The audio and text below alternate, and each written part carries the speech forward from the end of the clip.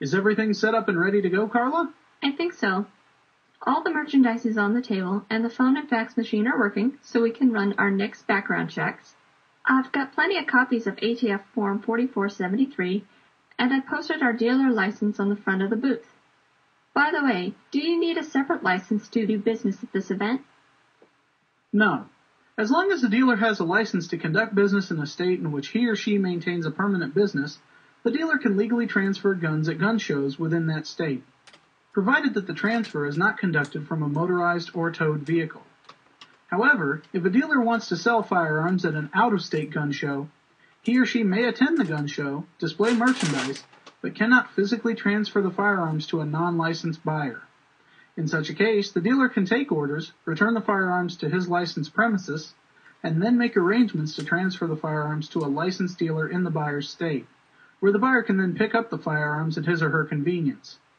No licensed dealer should conduct firearms transactions at locations other than the premises specified on their license, or at any gun show or event held in another state not specified on their license. I see. It sounds like we're all set then. Hey look, we've got a browser already. Hello. I'm thinking of purchasing a small caliber handgun. Could I have a look at that one right there, please? Certainly. Could I trade in my husband's old hunting rifle for credit toward the purchase? A trade-in? How do we handle trade-ins, Mr. Lucas? Actually, it's quite simple. First, I appraise the value of the trade-in.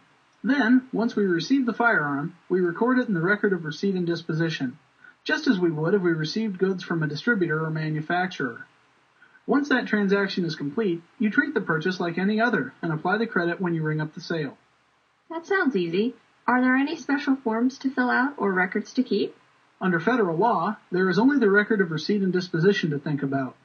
However, there may be some specific state or local laws to consider, depending on where you reside. This handgun seems fine. I think I'll take it. Excellent. I'll get the purchase started while Mr. Lucas appraises your trade-in. Please fill out Form 4473 and hand me your photo ID so I can go ahead and run the next background check. We'll have you out of here in no time. Here you go. I'm in no rush. Once you've filled out Form 4473, you might want to take a minute to look over our schedule of handgun training classes. I'll do that. Thank you very much. Keep in mind that gun show laws require dealers to display their licenses in plain view and to follow all procedures that apply to in-store transactions. At out-of-state gun shows, dealers may attend the show and display merchandise, but cannot physically transfer a firearm to a non-licensed buyer. However, the dealer can take orders, return the firearms to his licensed premises, and make arrangements to transfer the firearms to a licensed dealer in the buyer's state, where the buyer can then pick up the firearms at his or her convenience. As for trade-ins, all trade-ins must be documented in the record of receipt and disposition.